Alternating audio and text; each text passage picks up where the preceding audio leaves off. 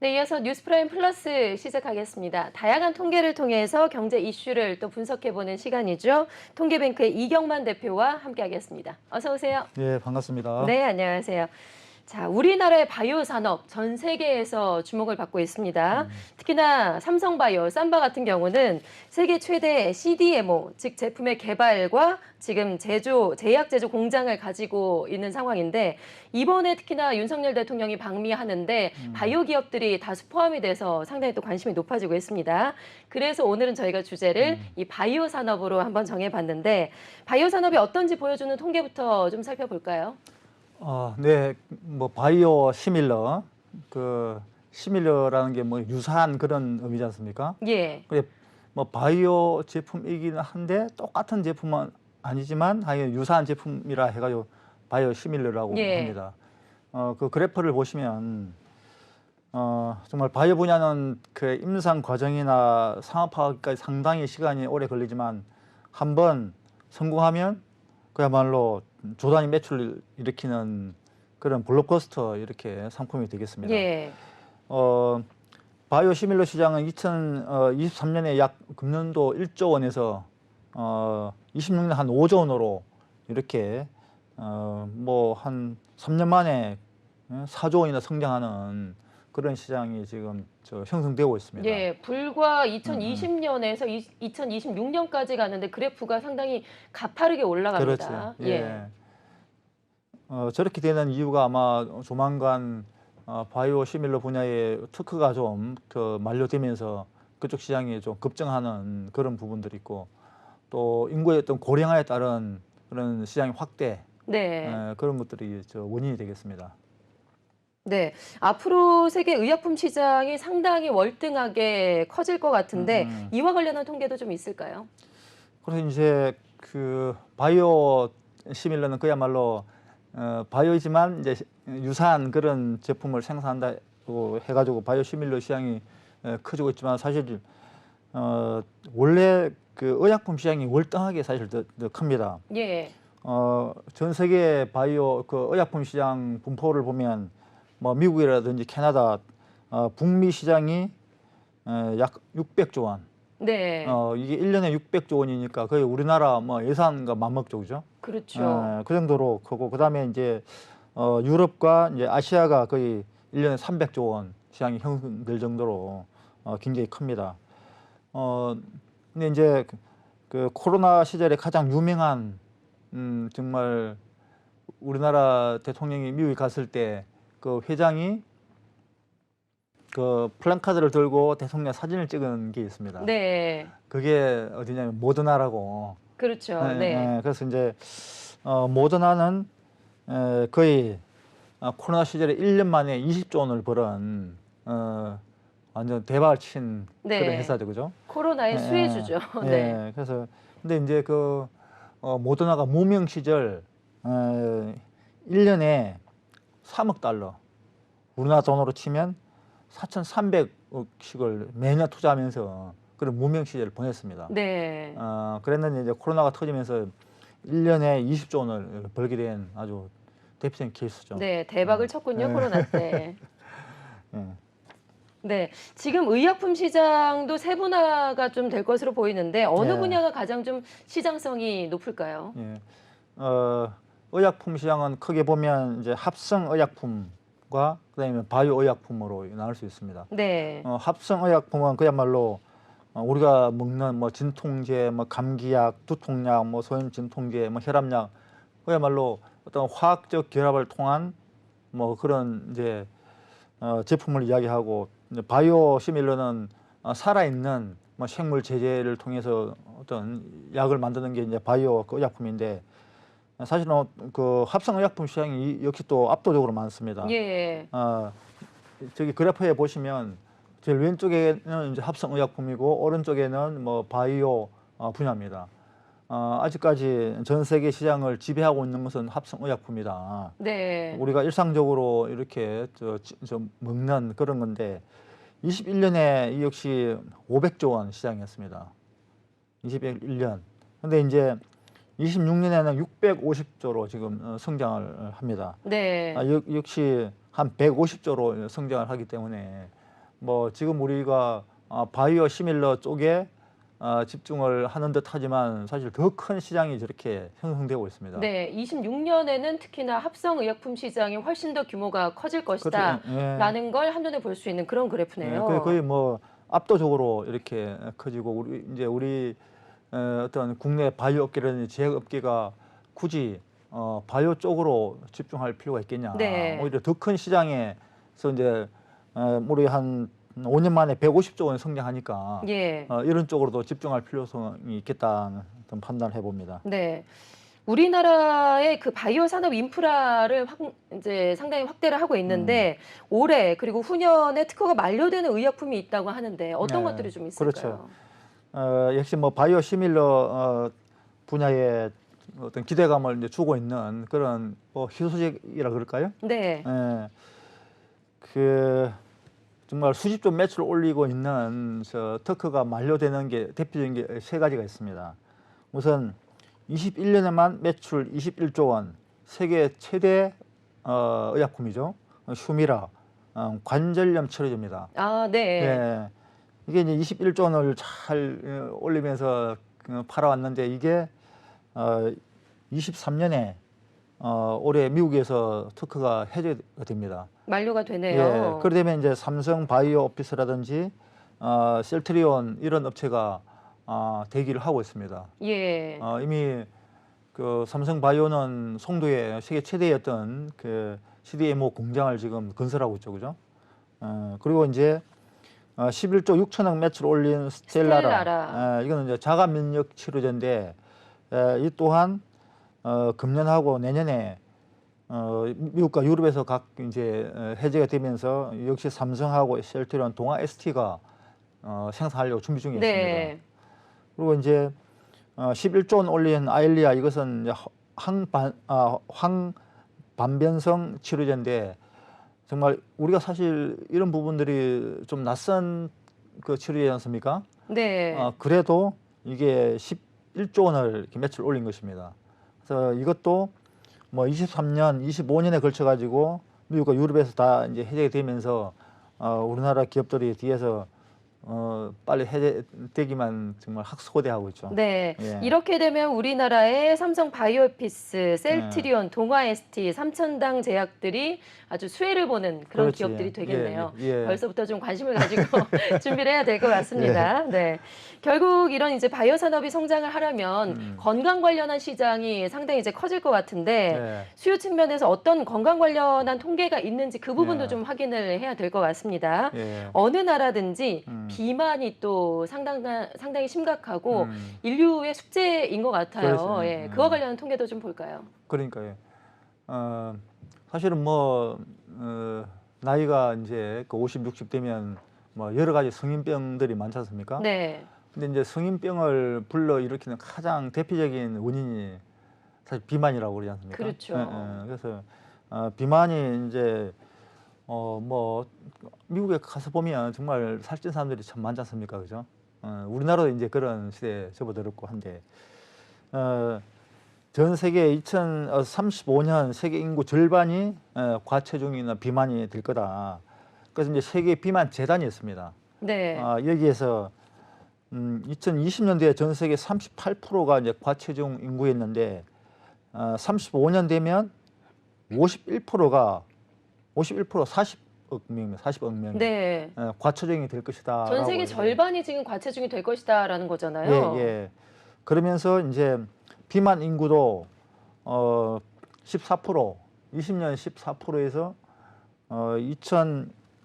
2035년 되면 24%, 그러니까 인구의 4분의 1이 비만으로 이렇게 접어드는 시대가 된다. 네, 그리고 이제 미국 같은 경우에는 미국 그 비만 인구가 전체의 40%가 넘습니다.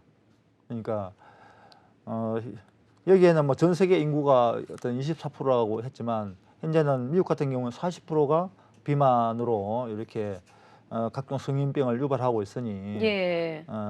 아마 이 관련된 시장도 폭발적으로 성장하지 않겠냐 싶습니다. 네, 미국 못지않게 우리나라도 상당히 비만율이 많이 높아지고 있는 것 같아요. 정말 예. 다이어트는 평생의 숙제입니다.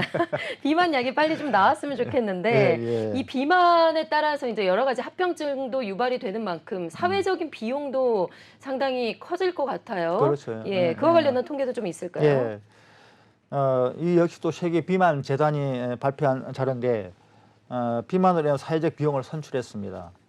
비만은 아까 말씀드렸던 당뇨, 뭐 고혈압, 뭐 심장병, 뭐 각종 성인병의 이제 원인이죠. 예. 특히 이제 암의 원인으로도 지목되고 있습니다. 이로 인한 사회적 비용이 2035년까지 4조 달러.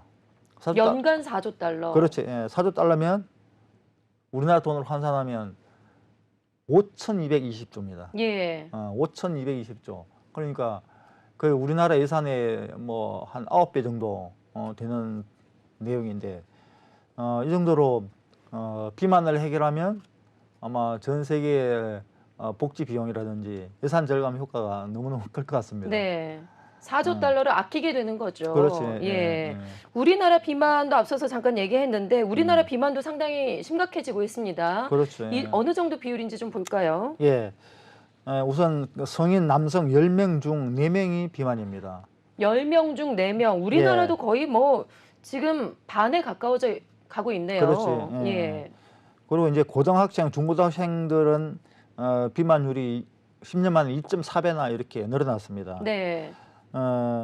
그러니까 그 특히 남학생이 이제 뭐 비만율이 6.8%에서 2011년에서 2021년 10년 만에 남학생은 6.8%에서 17.5%로 늘어났고 여학생은 4.2에서 9.1% 역시 2.2배로 늘어났습니다. 그 19세 이상 성인 남녀들은 21년 35%에서 21년에는 46.3%로 늘어났습니다. 예. 정말 성인 4명 중에 10명 중에 4명이 비만이다. 그 아까 미국도 40%가 그러니까요. 비만이라고 거의 했듯이. 지금 비슷하게 올라가고 있습니다. 예. 우리도 그야말로 미국의 반열에 좀 네. 접어들었습니다. 21년도면 사실 코로나가 가장 심각했을 때인데 네. 코로나 때 왜 확진자 얘기도 그래. 많이 나왔었잖아요. 예. 그만큼 이제 활동이 제한적이다 보니까 이때 당시에 좀 살찐 사람들이 이제 많아졌다라고 네. 하는데 그래서 이렇게 높아진 건지 좀 그런 것도 있을 수 있겠죠. 23년도나 24년도 좀 앞으로 통계를 다시 한번 예. 봐야 될 것 같습니다. 예, 예. 어쨌든 그만큼 증가하는 추세는 분명한 것 같아요. 그렇죠. 예. 비만에 항상 따라붙는 병이 바로 고혈압인데, 예. 이 고혈압과 관련된 상황은 좀 어떨까요? 그러니까 병원에 가면 항상 살 빼라고 네. 그러니까 그러니까 운동하세요. 네. 그러니까 고혈압 생긴다, 뭐 당뇨 생긴다, 이제 그런 이야기를 합니다. 역시 어떤 고혈압 환자가 21년 기준 국내 20세 이상 뭐 성인들 성인 약 한 4,400만 명 정도입니다. 4,400만 명 중에서 30%가 고혈압을 경험했고, 네. 그 중에 그 고혈압 유병 환자가 1,368만 명, 거의 뭐 역시 한 5% 정도 정말 고혈압 때문에 고생을 하고 있습니다. 그러니까 그냥 성인들의 한 35%가 고혈압 때문에 정말 약을 먹고 있거나 예. 이렇게 정말 그 조심해야 될 그런 상황이 있는데, 네, 비만도 비만이고 우리가 먹는 음식들이 또 기름진 게 많아서 예. 그런 영향도 상당히 좀 많이 받은 것 같습니다. 그게 이제 그 합병증이 이제 무서운데, 네. 그게 이제 관상동맥 질환, 그게 결국 이제 쉽게 말해 심장 질환입니다. 그게 이제 불러일으키고, 그다음 또 뇌혈관 질환, 뭐 신부전, 만성 신장 질환, 이런 질환들이 연이어서 나오기 때문에 정말 고혈압 이거 제대로 치료하지 않으면, 네. 예방되지 않으면 아마 그에 따른 그 국가 건강 재정이 어마어마한 손실을 초래할 것 같습니다. 네, 본인도 마찬가지고요. 예. 예.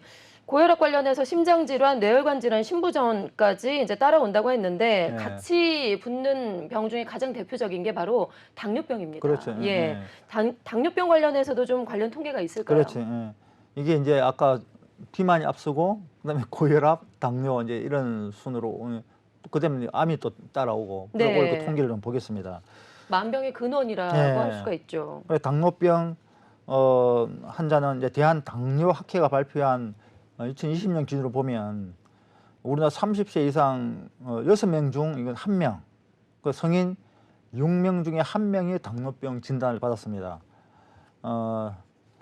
당초에는 그 국내 당뇨병 환자가 거의 한 600만 명이 되는데 600만 명이 되기까지 약 거의 한 2030년 정도 됐을 때 뭐 이런 수치가 도달할 거다고 했지만 벌써 20년에 600만 명이 되어버렸습니다.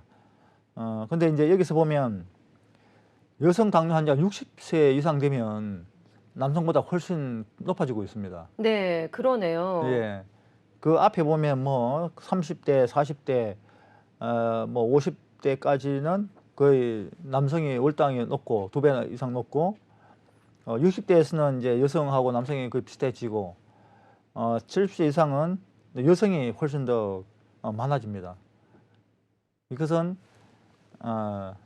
여성들 생존율이 더 오래 살아야 했으니까. 아, 70세 이상 네, 생존율이 높아서 그렇지. 예, 당뇨병 환자가 더 많이 나오는 것으로 또 그렇습니다. 볼 수도 예, 예. 있겠군요. 이게 이제 비율이 아니라 그 어떤 그냥 그 단순 그 몇 명인가 하는 수치이기 때문에 숫자이기 그렇습니다. 때문에. 예. 음.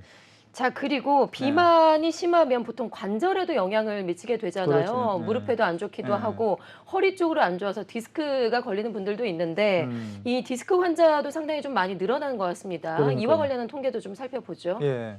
그래 특히 스마트폰 때문에 뭐 거북목이라든지 뭐 여러 가지 이 또한 합병증이 많이 나오고 있는 그런 상황이었습니다. 네. 정말 그 디스크 환자, 척추 질환 환자도 그야말로 그 20, 30세대의 40%가 척추 질환자다.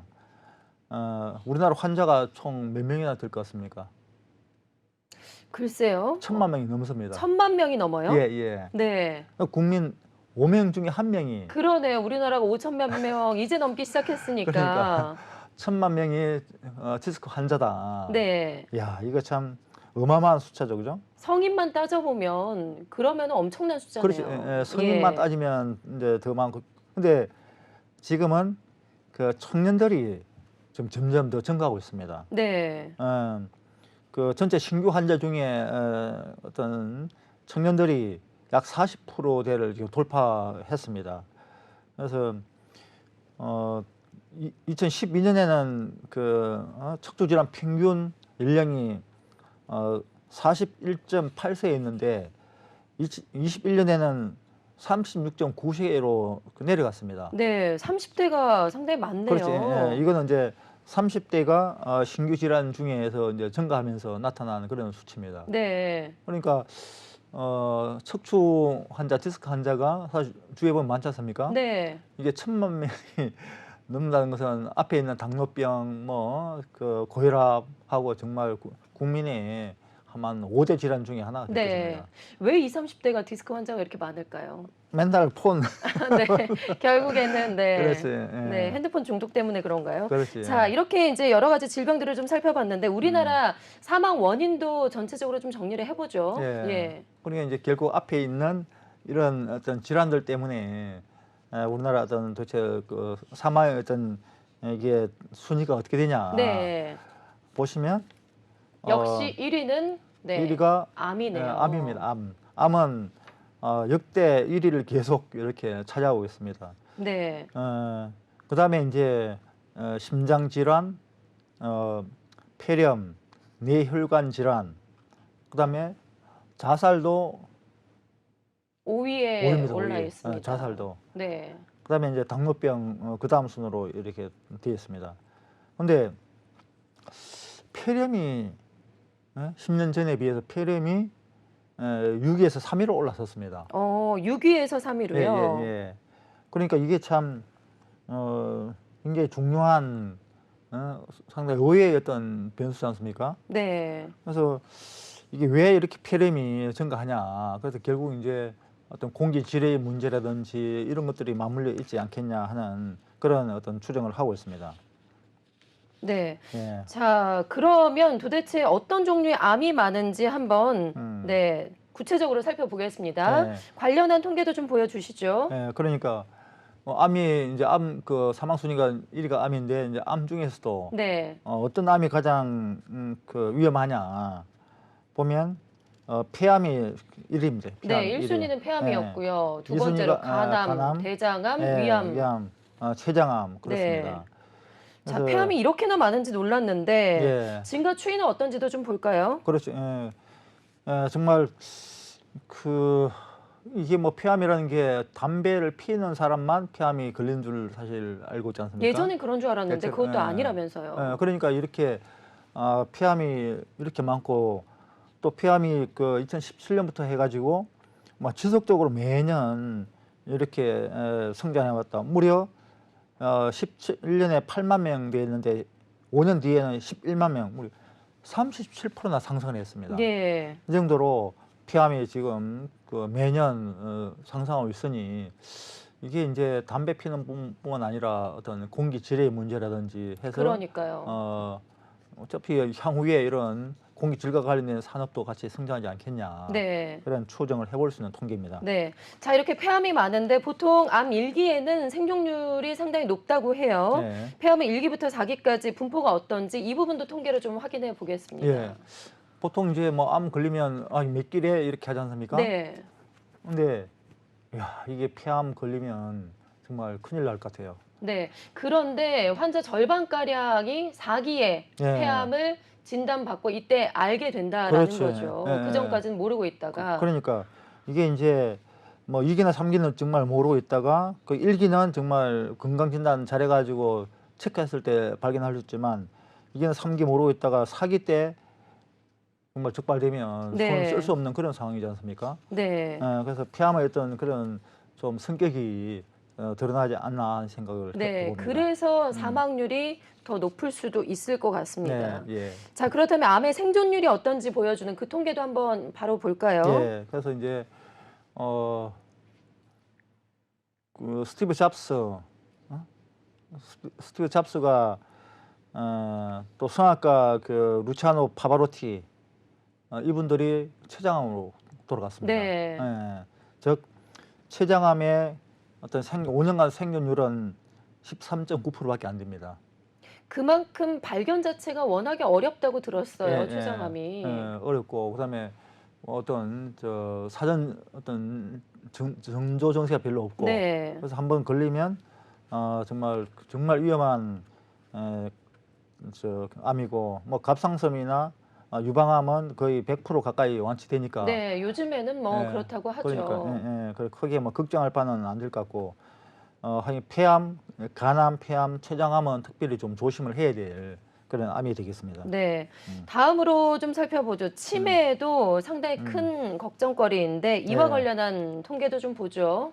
그러니까 이게 세계보건기구에서 밝힌 치매 인구가 지난해 5,500만 명에서 이제 2030년 되면 7,800만 명으로 42% 역시 늘어난다고 되어 있습니다. 네. 우리나라 같은 경우에 16년에 66만 명에서 20년에 84만 명, 27% 성장했습니다. 뭐 이걸 성장이라고 하니까 좀 어폐가 있지만 치매 환자도 향후에 좀 막 20% 30%씩 늘어나는 그런 질병이니 막 이 관련 산업도 끊임없이 좀 발전하고 있습니다. 예. 결국에는 인구 노령화도 이제 뭐 당뇨, 고혈압, 치매 등 여러 가지 불치병들이 계속해서 이 때문에 이제 증가하게 되는데 이만큼 관련 시장도 앞으로 상당히 좀 커질 것 같습니다. 네. 이런 시장에서 항상 우리가 미국의 그 FDA 승인 여부가 상당히 중요하잖아요. 이와 관련한 통계도 좀 있을까요? 그러니까 우리가 뭐 한국에서 좋은 약품 뭐 또 좋은 제품 개발하면 항상 FDA 승인 받았다라고 네. 이제 자랑하는데 이 통계를 보시면 미국 화이자가 7건, 그다음에 이제 삼성 바이오가 5건, 역시 뭐 나머지는 이제 미국인데 또 한국의 셀트리온이 3건. 이것을 보면 사실 바이오 의학 쪽에는 우리가 후발주자이긴 하지만 제2의 반도체 산업처럼 네. 지금 추격을 하고 있다. 정말 대단한 성장으로 보입니다. 네, 우리 바이오 산업들의 성과에 대해서도 좀 알아봐야 되는데 네. 시간이 이제 많지가 않네요. 마지막으로 좀 어. 정리를 해보고 우리나라 바이오 산업의 성과에 대해서는 다음 주에 좀 전해드리도록 하겠습니다. 네. 오늘 여러 가지 이렇게 이제 통계들을 살펴봤는데 이가 시사하는 바가 좀 어떤 게 있을까요? 정리를 해주시죠. 제가 좀 전에 말씀드린 것처럼 결국 그 우리나라 바이오 제약 분야가 아마 비약적으로 지금 발전을 하고 있습니다. 네, 근데 이제 저는 그 우리나라 어떤 머리 좋은 학생들이 저는 공대로 다 갔지만 요즘은 다 어디로 갔죠? 예, 의대로 가고 다 있죠. 어디로 갔어요? 예. 그게 한 20년 됐는데 네, 이게 뭐 한편에서는 야 공대로 가야 나라가 발전하는 거지 왜 다 의대로 가냐 그런 좀 비판적 시각도 있습니다. 그런데 어차피 이렇게 된 거, 그래서 나는 오히려 그분들이 그 머리 좋은 분들이 이제 바이오 메디칼 쪽으로 이제 다 진출했으니 네, 이분들이 이제는 반도체나 자동차를 능가하는 국내 어떤 바이오 어떤 그 메디칼 산업을 일으킬 수 있는 최일선에 서줄 거다 네. 그런 기대감 있고 향후에 이런 분야에 지속적인 투자 정부라든지 민간 기업 뭐 개인들도 유심히 보면 좋겠습니다. 예, 알겠습니다. 자, 지금까지 통계뱅크의 이경만 대표와 함께 자세하게 알아봤습니다. 오늘 말씀 고맙습니다. 네, 고맙습니다.